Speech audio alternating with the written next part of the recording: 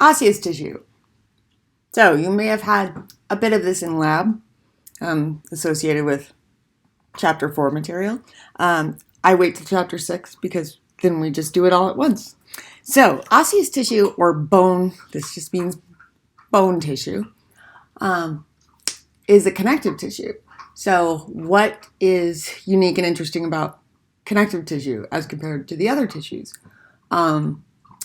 The one thing I said was common between all connective tissues is that they all have the same embryonic origin, that mesenchymal tissue. The other thing about almost all of the connective tissues is that they have lots of matrix. So matrix being material outside of the cells. None of the other tissues have this extensive extracellular material. And in the case of bone tissue, there is about a third of it is what we call osteoid. And osteoid, think of this as the organic portion of the matrix. So these are made of like biomolecules. Collagen is a protein. And this gel ground, again, I don't expect you to know exactly what it is, but it is proteins, proteoglycans, things like that. You can just think of it as a little bit of gel ground. But the majority of the ground is this other 2/3, the inorganic matter. This is the substance that makes osseous tissue hard. So it is, basically minerals or salts. And I do want you to know this word, hydroxyapatite. And to pronounce it, I always just think of appetite like you're hungry, though I don't think of bones and being hungry, but that's the only way I remember how to pronounce it. It is mostly calcium. If you're curious, I put the formula here, but no, you don't need to know this for exam, but you can see that these mineralized salts are mostly calcium in there, but there's a couple other minerals as well, like phosphorus. So that makes up the hard portion. What does this actually look like, this combination, or how is it structured? So if you can imagine collagen fibers, just like really more like dense regular. The fibers often go in a similar direction. Depends on where you are in the bone, but a lot of places they're going to have these fibers arranged, and we're going to have to just imagine the gel because it's hard to draw in the osteoid. And then we'll add some hydroxyapatite. So you'll have these crystals, these mineralized crystals, and they bond to the collagen fibers. So they create the rigidity. Otherwise, the bone would be more like a tendon or a ligament. It would just be mostly collagen fibers. But you add all these mineralized, or it mineralizes, you add all these calcium salts, and then you get this rigid, hard bone that you think of, when you see a bone. This structure, or this material, this combination of having some organic collagen fibers and gel ground combined with these hard crystals gives bone a lot of strength. It's the combination of the two of them that's really critical.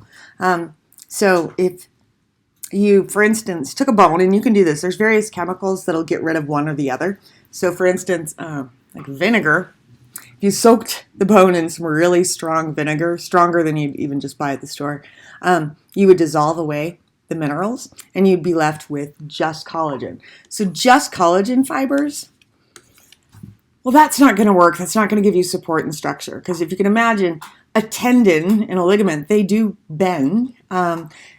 So you would still just be that blob of jelly on the floor. You wouldn't have any rigidity or structure. So that alone is not enough. What about if you just had the minerals without any collagen? Well, interestingly, you wouldn't have much bending strength. So collagen and gel ground, those would break down, say, if you left the bone outside. If you've ever found a bone outside, say, I don't know, hiking in the desert or something, if it's exposed to lots of sun and rain and things like that, eventually it's going to degrade, all the proteins will break down. and that bone will become really brittle. It'll be like dust. You could pick it up and it would just snap easily, and and that's what happens to most bones when animals die eventually. Those break down and turn into dust. So if you don't have the collagen in there, you've got rigidity, but as soon as you bend it just a little bit, it's going to snap and fall apart. So you need the collagen to provide that bending strength. So you have rigidity from the minerals here in blue, and then you have this kind of like bending strength from the collagen fibers. So it is a very strong structure. Okay, in addition to matrix, bone has cells, just like all connective tissue, has some cells sitting in there amongst the matrix. So you see the word osteo here? These are all bone cells, obviously. That's what the slide title is. But you might not always have that hidden on an exam. So just remember, osteo is bone. And then these other words, some of them we can break down a little bit. So we've got progenitor cells. These are your first cells during bone growth. I don't know, this is sort of an obscure word, progeny, but it means like your children, your descendants. So osteoprogenitors, they will build bone when you're initially growing, and they're stem cells. They can divide. Eventually, they're going to become osteoblasts, and this is really the cell I want you to know. Blast. We've seen blast cells one other time before in chapter 4. So remember, blast is a cell that builds things. So osteoblast, these build bone, and they do it throughout your life, and we'll talk more about that process in a bit. So your osteoblasts, specifically, they build the collagen fibers and that gel ground as well. That's the organic material. So osteoblasts are undergoing protein synthesis. They're building these collagen fibers, and then your blood carries minerals that you've eaten, and those minerals will bond. Those crystallized calcium salts, hydroxyapatite, will bond with the collagen, and then you've got bone. So osteoblasts will build this matrix, and they will build themselves into a room. Just like, hopefully, you're thinking of another blast cell that we learned earlier, chondro, cartilage. Chondroblasts will build cartilage matrix, and they eventually build themselves into a little room. They lock themselves in there. Osteoblasts do the same thing and eventually become osteocytes after they've built themselves into their bony little room. So they'll build matrix all around them. So imagine there's matrix all around. And sitting in there is the it was an osteoblast, but once it gets locked into that room, it's an osteocyte. And that room has the same name in cartilage as it does in bone. That room is called a lacuna, which means lake, not the best term, because it's a room, not a lake. And just quick note, E at the end means it's plural, so it's not two different words. It means one room or multiple rooms if you have an E at the end. So let's take a look at osteoblasts just really quick. You can see them. They're pointing to arrows here that you can't see when I draw them because it's too much color in this slide, but they're slowly building that bony matrix, and eventually they'll all get locked in their own little rooms and then become these osteocytes. And osteocyte in a lacuna right there, you can see. See another one over here. So all of this black area would be that extracellular matrix. Osteocytes, what's their job? They will regulate minerals. So you need minerals like calcium for much more than just bone. You use calcium in so many processes. You'll learn a lot more about it in physiology, but just give you a quick idea. You cannot contract your muscle without calcium. Calcium is part of that process.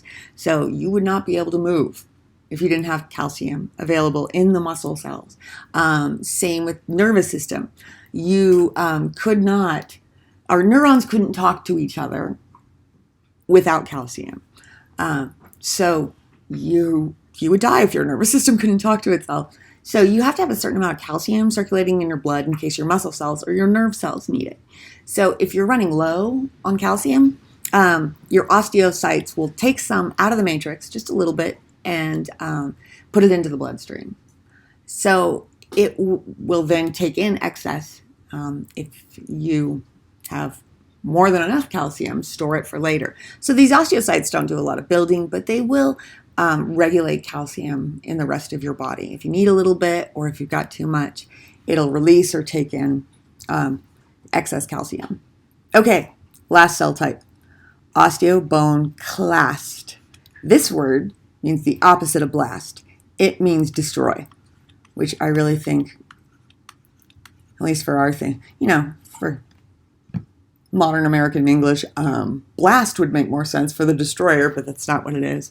The clast is the destroyer. They're actually, osteoclasts do not come from the same lineage, so they were not osteoprogenitor, osteoblast, or osteocytes. They come from, actually, type of white blood cell, macrophage. There's macrophages, different types of them all over your body. They're really big cells. Macro, meaning big. Phage or phage means to eat. This cell is a type of big eater, and you have a lot of different types of big eaters throughout your body. They're really important. They will kill like pathogens, bacteria, but they'll also clean up